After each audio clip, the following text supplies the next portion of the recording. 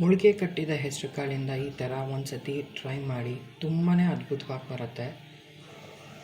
ಒಂದು ನುಚ್ಚುನುಂಡೆ ಮತ್ತು ಇನ್ನೊಂದು ಅದೇ ಹಿಟ್ಟನ್ನು ಬಳಸ್ಕೊಂಡು ಮಾಡಿರೋವಂಥ ತವಾ ಫ್ರೈ ತುಂಬಾ ಟೇಸ್ಟಿಯಾಗಿ ತುಂಬ ಚೆನ್ನಾಗಿ ಬರುತ್ತೆ. ನಿಮಗೆ ಗೊತ್ತು ನುಚ್ಚುನುಂಡೆ ಎಷ್ಟು ಹೆಲ್ದಿ ಅಂತ. ತುಂಬಾ ಸಿಂಪಲ್ ಮಾಡೋದು. ಇದು ಮೊಳಕೆ ಕಟ್ಟಿದ ಹೆಸರು ಕಾಳು ಯೂಸ್ ಮಾಡಿಕೊಂಡು ಮಾಡಿರುವಂಥ ರೆಸಿಪಿ ತುಂಬಾ ಟೇಸ್ಟಿಯಾಗಿ ತುಂಬ ಚೆನ್ನಾಗಿ ಬರುತ್ತೆ. ಬೆಳಗಿನ ತಿಂಡಿಗೆ, ಸಾಯಂಕಾಲ ಸ್ನ್ಯಾಕ್ಸ್ಗೆ ಮಾಡ್ಕೋಬೋದಾದಂಥ ಒಂದು ಅದ್ಭುತವಾದ ರೆಸಿಪಿ. ತುಂಬಾ ಟೇಸ್ಟಿಯಾಗಿ ತುಂಬ ಚೆನ್ನಾಗಿ ಬರುತ್ತೆ. ಹಾಯ್, ನಮಸ್ತೆ, ವೆಲ್ಕಮ್ ಬ್ಯಾಕ್. ಖಂಡಿತವಾಗ್ಲೂ ಎಲ್ಲರೂ ಟ್ರೈ ಮಾಡಬೇಕಾದಂಥ ರೆಸಿಪಿ. ಬನ್ನಿ ಹೇಗೆ ಮಾಡೋದು ಅಂತ ಈ ವಿಡಿಯೋದಲ್ಲಿ ನೋಡೋಣ.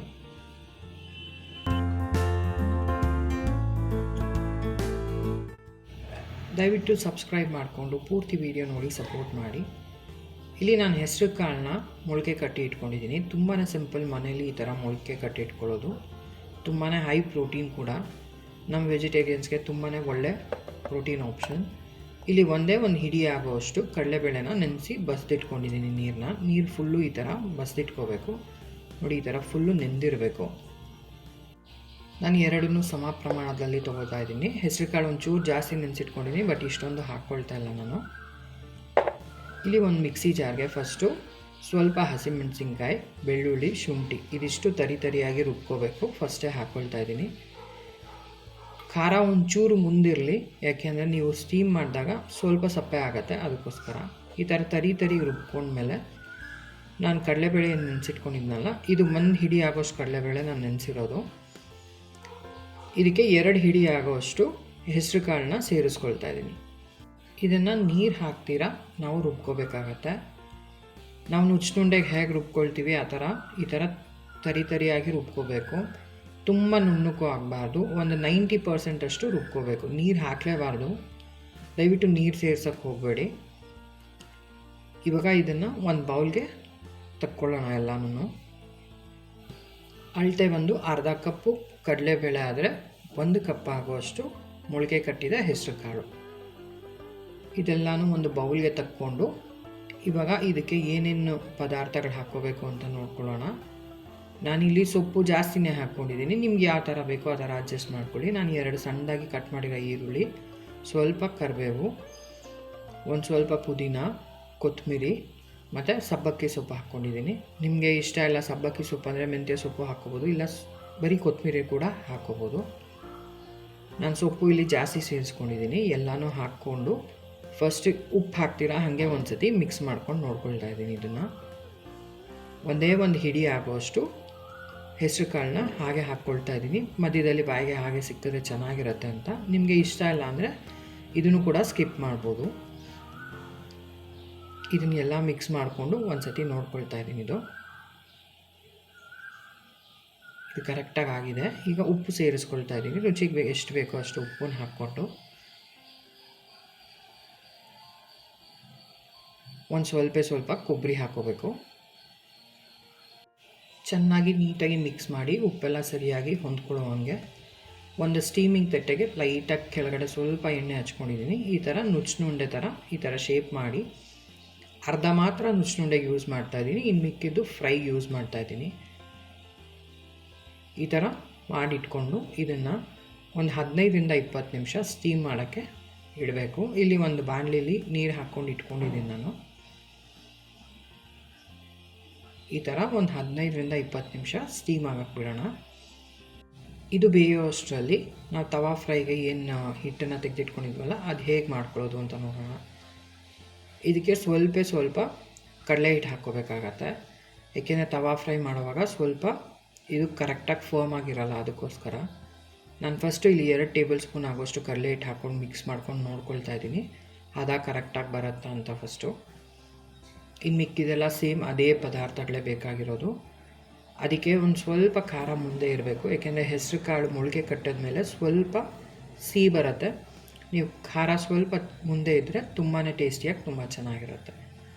ಇನ್ನೊಂದು ಸ್ವಲ್ಪ ಬೇಕಾಗತ್ತೆ. ಇಲ್ಲಿ 4 ಟೇಬಲ್ ಸ್ಪೂನ್ ಆಗುವಷ್ಟು ಕಡಲೆ ಹಿಟ್ಟನ್ನು ಹಾಕ್ಕೊಂಡಿದ್ದೀನಿ. ಇದನ್ನೆಲ್ಲ ಮಿಕ್ಸ್ ಮಾಡಿಕೊಂಡು ಸ್ವಲ್ಪ ಉಪ್ಪು ಸೇರಿಸ್ಕೊಳ್ತಾ ಇದ್ದೀನಿ. ಕಡಲೆ ಹಿಟ್ಟು ಹಾಕ್ಕೊಂಡಿರೋದ್ರಿಂದ ಸಪ್ಪೆ ಬರುತ್ತೆ.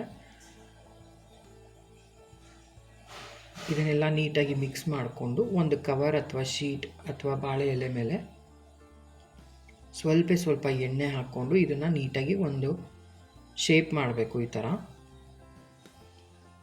ನೀಟಾಗಿ ಬರುತ್ತೆ ಶೇಪ್ ಮಾಡೋದಕ್ಕೆ. ಈ ಥರ ಸಿಲಿಂಡ್ರಿಕಲ್ ಶೇಪಲ್ಲಿ ಈ ಥರ ಉದ್ದಕ್ಕೆ ಶೇಪ್ ಮಾಡಿಕೊಂಡು ಸ್ಟೀಮ್ ಮಾಡ್ಕೋಬೇಕಾಗತ್ತೆ. ಕಡಲೆ ಹಿಟ್ಟು ಹಾಕಿರೋದ್ರಿಂದ ನಮಗೆ ನೀಟಾಗಿ ಒಂದು ಒಳ್ಳೆ ಆಕಾರ ಬರುತ್ತೆ. ಆವಾಗ ನಮಗೆ ಈಸಿ ಆಗುತ್ತೆ ತವಾ ಮೇಲೆ ಫ್ರೈ ಮಾಡೋದಕ್ಕೆ. ಇಲ್ಲಾಂದರೆ ಕಡಲೆ ಹಿಟ್ಟು ಹಾಕ್ತೀರಾ ವಡೆ ಥರನೂ ಡೀಪ್ ಫ್ರೈ ಮಾಡ್ಬೋದು.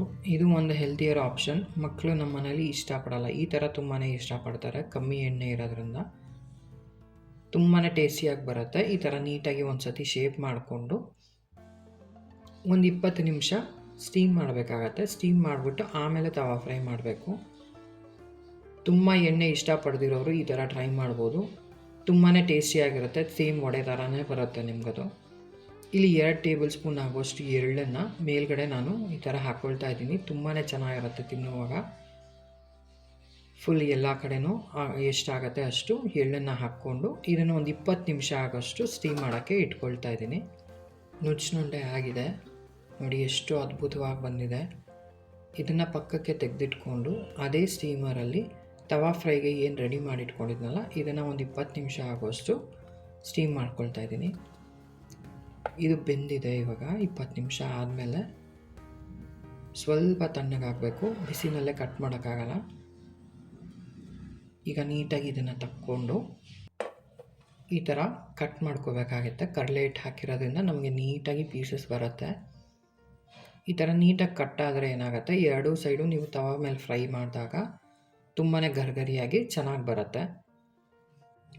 ಸ್ವಲ್ಪ ತಣ್ಣಗಾದ್ಮೇಲೆ ಕಟ್ ಮಾಡಿದ್ರೆ ನಿಮಗೆ ಪೀಸಸ್ಸು ತುಂಬಾ ನೀಟಾಗಿ ಬರುತ್ತೆ. ನಿಮಗೆ ಯಾವ ಥರ ಬೇಕೋ ಆ ಥರ ಸೈಜಲ್ಲಿ ಕರೆಕ್ಟಾಗಿ ಕಟ್ ಮಾಡ್ಕೊಳ್ಳಿ. ನೋಡಿ, ಈ ಥರ ನೀಟಾಗಿ ಬಂದಾಗ ನಿಮಗೆ ತವಾ ಮೇಲೆ ಎಣ್ಣೆ ಹಾಕಿ ಫ್ರೈ ಮಾಡಿದ್ರೆ ಎರಡೂ ಕಡೆ ಗರಿಗರಿಯಾಗಿ ತುಂಬ ಚೆನ್ನಾಗಿ ಬರುತ್ತೆ.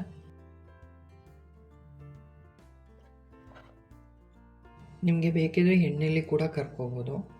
ಸುಮಾರು ಜನ ಎಣ್ಣೆಲಿ ಕರೆದಿರೋದು ಇಷ್ಟಪಡಲ್ಲ ಅನ್ನೋರಿಗೆ ಈ ಥರ ಮಾಡ್ಬೋದು. ತುಂಬಾ ಕ್ರಂಚಿಯಾಗಿ ಚೆನ್ನಾಗಿ ಬರುತ್ತೆ, ಗರಿಗರಿಯಾಗಿ ಚೆನ್ನಾಗಿ ಬರುತ್ತೆ. ಈಗ ತವಾ ಮೇಲೆ ಹೇಗೆ ಫ್ರೈ ಮಾಡ್ಕೊಳ್ಳೋದು ಅಂತ ನೋಡ್ಕೊಳ್ಳೋಣ. ಒಂದು 2 ಟೇಬಲ್ ಸ್ಪೂನ್ ಆಗೋಷ್ಟು ಎಣ್ಣೆ ಹಾಕ್ಕೊಂಡು ಇದನ್ನೆಲ್ಲ ನೀಟಾಗಿ ಇಟ್ಕೋಬೇಕು. ಒಂದು 5 ನಿಮಿಷ ಚೆನ್ನಾಗಿ ಗರಿಗರಿಯಾಗಿ ಬೆಂದ ಮೇಲೆ ಮೇಲ್ಗಡೆ ಇನ್ನೊಂದು ಸ್ವಲ್ಪ ಎಣ್ಣೆ ಹಾಕ್ಕೊಂಡು ತಿರುಗಿಸ್ಕೋಬೇಕಾಗತ್ತೆ. ತುಂಬಾ ಟೇಸ್ಟಿಯಾಗಿ ತುಂಬ ಚೆನ್ನಾಗಿ ಬರುತ್ತೆ. ಒಂದು ಸತಿ ಟ್ರೈ ಮಾಡಿ. ಒಂದು 5 ನಿಮಿಷ ಆದಮೇಲೆ ಈ ಥರ ತಿರುಗಿಸಿದ್ರೆ ನೋಡಿ ಎಷ್ಟು ಗರಿಗರಿಯಾಗಿ ಬಂದಿದೆ. ತುಂಬಾ ಹೆಲ್ತಿ ಕೂಡ. ಒಂದು ಸತಿ ಟ್ರೈ ಮಾಡಿ ಹೇಗೆ ಅನ್ನಿಸ್ತು ಅಂತ ಹೇಳಿ. ಇಷ್ಟ ಆದರೆ ದಯವಿಟ್ಟು ಲೈಕ್ ಮತ್ತು ಸಬ್ಸ್ಕ್ರೈಬ್ ಮಾಡಿ. Thank you for watching my video. ಮುಂದಿನ ವಿಡಿಯೋದಲ್ಲಿ ಖಂಡಿತ ಸಿಗೋಣ.